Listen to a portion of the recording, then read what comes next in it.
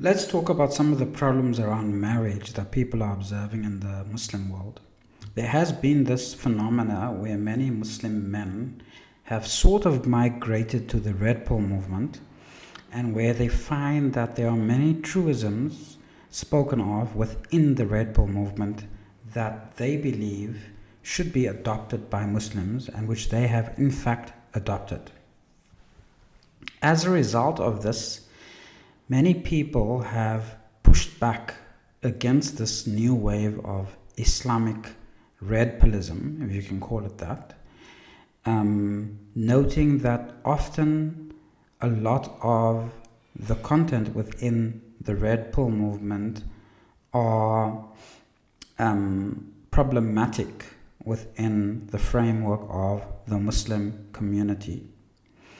One such objection I've listened to recently is that while the red pill may encourage women to get married young, because then they are at their highest market value, and while the red pill movement may even discourage women from seeking a tertiary education because they would be less marketable after that, and also because of the issues of hypergamy, etc. I don't want to rehash the entire red pill argument here.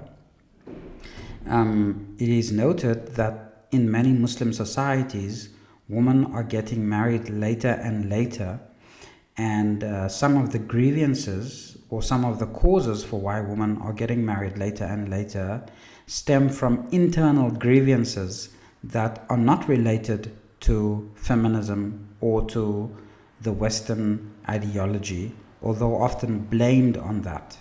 And so one brother noted that the reason why a lot of people are practicing marriage hesitancy, especially the guardian, in allowing his daughter to marry young, is because of the high divorce rate. The fact that a lot of men get married for very short periods of time, 2, 3, 4 years, sometimes even a few months, and then divorce the woman who now doesn't have an education, who's young, and who's less marketable in the Muslim marriage market, because there's a lot of hesitancy to marry women who were divorced.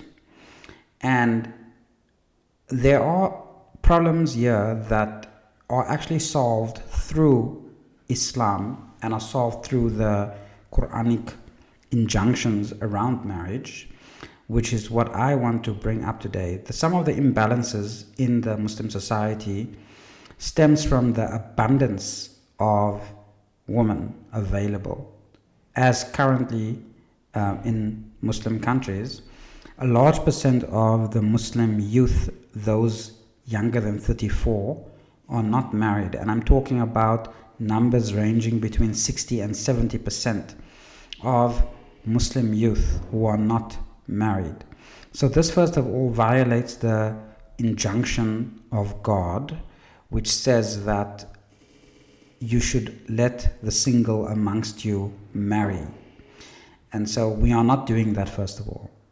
Now, because we are not doing that, there is an abundance of single people, which means that a married man has plenty of options. There are literally plenty of fish in the sea, especially in the Muslim world.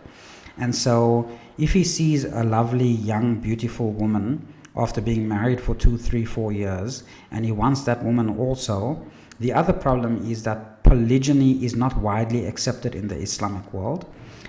Most Muslims hate polygyny, which is another solution founded within the Islamic scripture, where God does commend people to marry women 2, 3, and 4 if they are able to do justice in that regard. And so we see that the marriage system founded within the scripture, the Islamic scripture, the Qur'an, is quite complete within itself if Muslims attempted to adhere to it. Then they would not have this quote-unquote marriage crisis. Because number one, a man who is married to a woman in a society where the single people are by and large married would not have the hope to so easily divorce his wife in favor of replacing her with another wife, because there will not be many replacement wives available, since the bulk of people would be married and women would be married. Because the option of polygyny in a truly Islamic society would not be frowned on, many women who otherwise cannot find a single man would marry an already married man in polygyny. So when the women of society are all spoken for, when 99.9% of them are married, you will not find lots of people getting divorced, because divorce would mean that there is little chance for them to marry again, since most women would be married already. That's number one.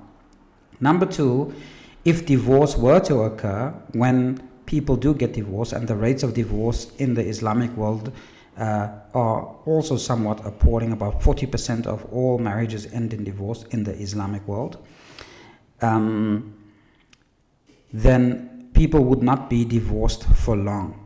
Within a truly, if Islamic peoples follow the Islamic scripture, people would not be divorced for long, because the option of polygyny enables then men who are already married seeking another spouse to marry women who are divorced, and then shelter them within the marriage.